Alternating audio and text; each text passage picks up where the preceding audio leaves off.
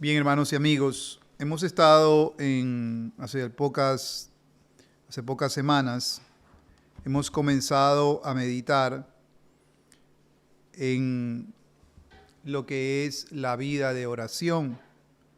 Básicamente hemos visto a través del Padre Nuestro, hemos podido meditar brevemente en algunas cosas importantes a manera de introducción que nuestro Señor Jesucristo nos presenta en el Padre Nuestro. Quisiera invitarlos a abrir entonces sus Biblias en el Evangelio de Mateo, capítulo 6. Evangelio de Mateo, capítulo 6. Como saben, Mateo 6 tiene un hilo conductor que comienza en el versículo 1 y lo que nuestro Señor dice en el versículo 1 rige a todo el resto del capítulo, donde se encuentra el Padre Nuestro.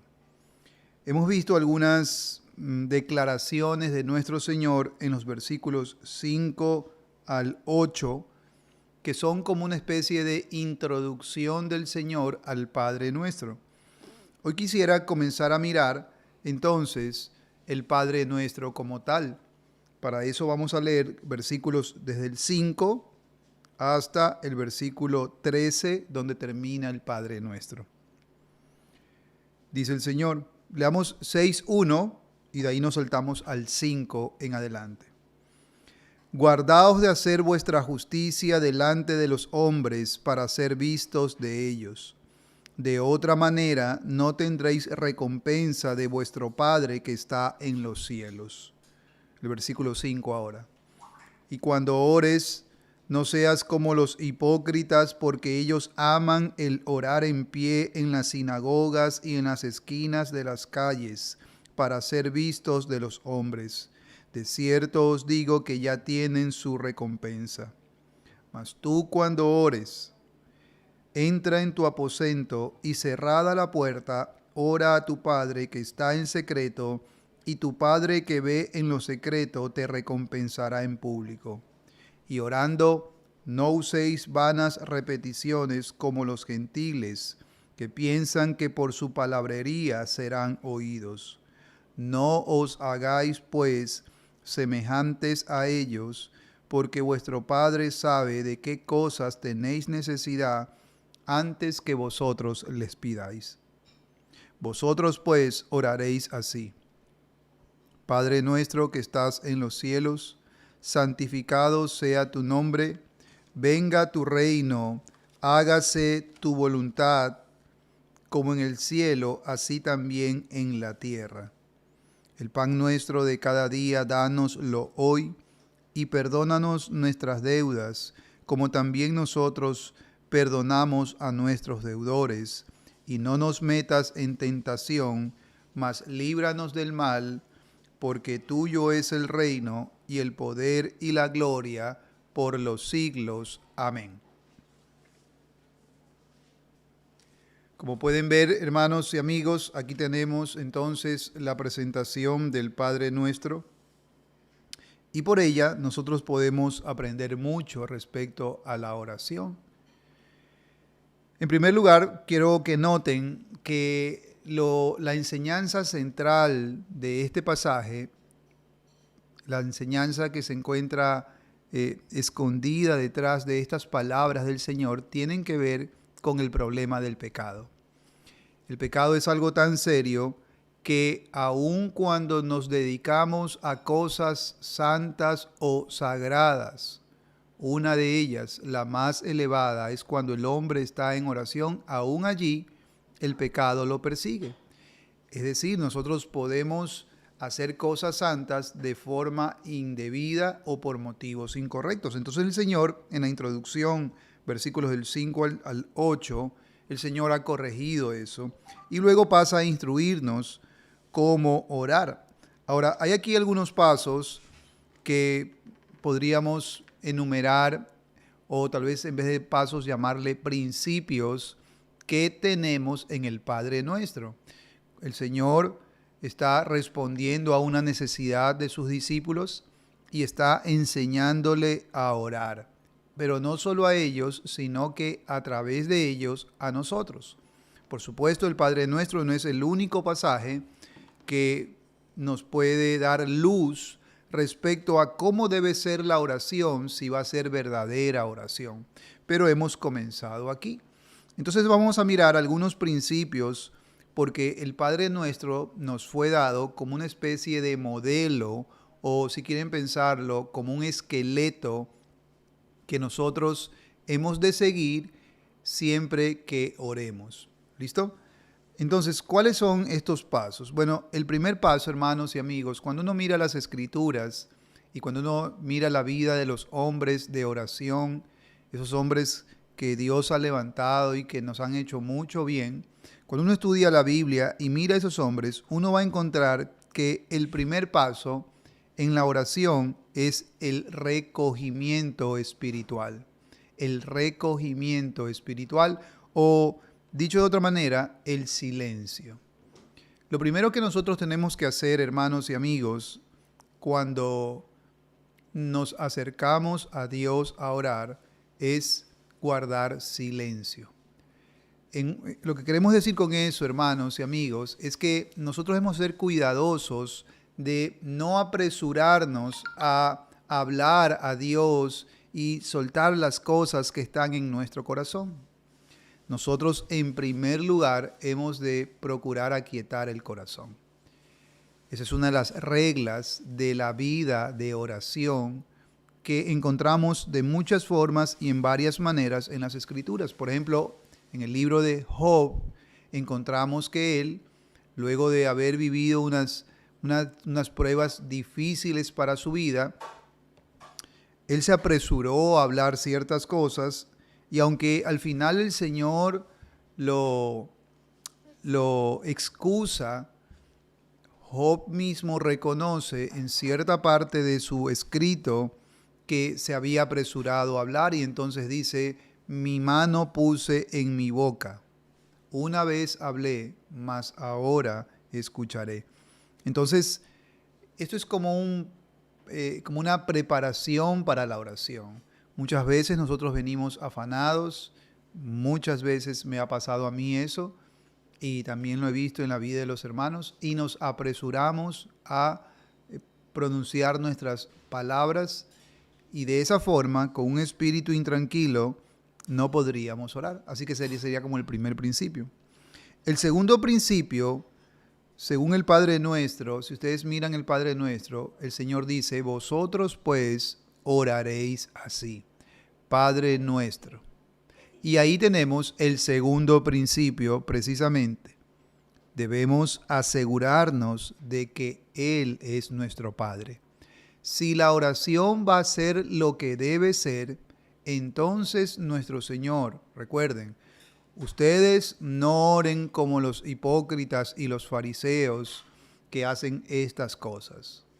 Oren en secreto, que no quieran que publicar sus oraciones. Ese es el contexto, versículos 5 al 8. Pero ya propiamente hablando de la oración, Jesús dice: vosotros pues oraréis así. ¿Y qué es lo primero? Padre Nuestro. ¿Qué significa esto? ¿Qué tenemos allí? El principio, hermanos y amigos, es que si nuestras oraciones van a ser verdaderas, si nuestras oraciones van a ser oídas, lo primero es asegurarnos que en verdad Dios es nuestro Padre. Ahora, yo sé que esto puede ser poco popular, porque la idea popular sobre este asunto y la doctrina que se ha enseñado mayoritariamente es lo que se conoce como la paternidad universal de Dios. ¿Y qué enseña esa doctrina? Enseña que Dios es Padre de todo el mundo y que por tanto todos somos hijos de Dios. Pero aunque no sea popular lo que les voy a decir, es bíblico. Y podría yo mostrarles con muchos pasajes que tal doctrina es una falsedad, es una falacia, es una mentira. La pregunta que debemos hacernos es esta: Si Jesús dice, vosotros pues oraréis así, Padre nuestro, la pregunta que en primer lugar debemos hacernos con limpia conciencia, precisamente para poder, por la verdad de las Escrituras, acceder a ese privilegio, la pregunta que debemos hacernos es esta: ¿quién puede decir verdaderamente Padre nuestro? ¿Qué hombres pueden decir con propiedad Padre nuestro? ¿Qué hombres pueden seguir este primer paso que el Señor ha mencionado aquí cada vez que vayamos a orar? Bueno, no tenemos que inventarlo. La Biblia responde esa pregunta. Les ruego que me acompañen, por ejemplo, a Juan capítulo 1, versículo 12 y 13. Juan capítulo 1, versículo 12 y 13. Dice, mas a todos los que le recibieron, a los que creen en su nombre, les dio potestad de ser hechos hijos de Dios, los cuales no son engendrados. Estos hijos de Dios, a eso se refiere cuando dice los cuales, estos hijos de Dios no son engendrados de sangre, ni de voluntad de carne, ni de voluntad de varón, sino de Dios. ¿Lo ven? Eso es lo que el Evangelio enseña. Todos nosotros, yo también, nacimos de espaldas a Dios por causa del pecado, y ni uno solo de nosotros naturalmente nació siendo hijo de Dios en el sentido propio de la palabra. El Evangelio nos instruye que para poder tener el derecho de ser llamado hijo de Dios, primero debe suceder algo en mí. Mas a todos los que le recibieron, a los que creen en su nombre, les dio la potestad o el derecho de ser hechos hijos de Dios. Así que así es como empieza la vida cristiana, y así es como mis oraciones puedo tener la seguridad de que van a ser oídas. ¿Cómo? Siendo un hijo de Dios. Y recuerde que esta no es mi opinión, por eso es importante que siempre usted cuando se conecte tenga su Biblia. ¿Listo? Tenga su Biblia abierta.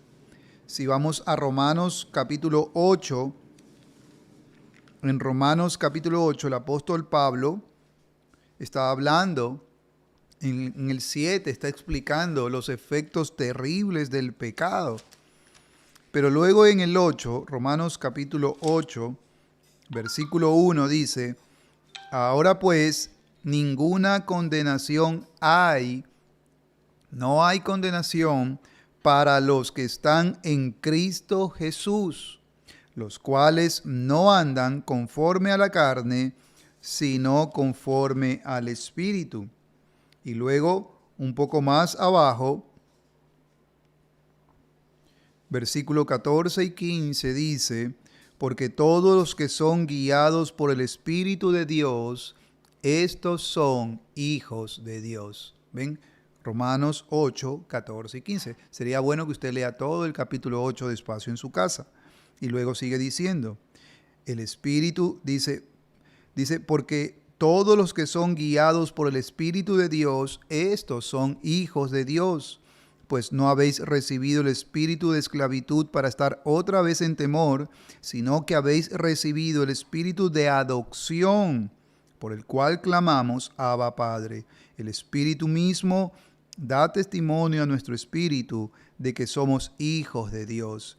Y si hijos, también herederos de Dios y coherederos con Cristo. ¿Qué es lo que estamos diciendo? Bueno, no puedo explicar en detalle esta doctrina porque mi tema es la oración. Pero estamos explicando, hermanos y amigos, que el Padre nuestro, Jesús dijo, vosotros pues oraréis así. Dejen que los otros oren como quieran, pero ustedes, mis discípulos, deben orar de esta forma. ¿Y qué es lo primero? Padre nuestro. Debemos asegurarnos, queridos amigos, de que en verdad somos hijos de Dios. ¿Y cómo nos convertimos en hijos de Dios? Solo hay una manera. Todo es consistente. Todo el Evangelio es consistente. Y los que nos vienen acompañando durante algunas semanas, quiero que noten esa consistencia. Por donde quiera que uno empiece con el Evangelio, todo es consistente. Todas las corrientes nos van a conducir al mismo río. El Evangelio es un solo mensaje de salvación. El Evangelio tiene una sola puerta de entrada y por donde quiera que comencemos a mirarlo, si en verdad estamos buscando la salvación de Dios, vamos a llegar siempre al mismo río, al mismo gran río. ¿Y cuál es este gran río? Jesucristo. Él es la fuente de la vida eterna y de toda bendición. Así que Él es el puente, Él es el camino, Él es el camino al Padre. A través de Él puedo ser hecho hijo de Dios y cuando soy un hijo de Dios, entonces he cumplido el primer requisito, por decirlo así, para que mis oraciones sean oídas.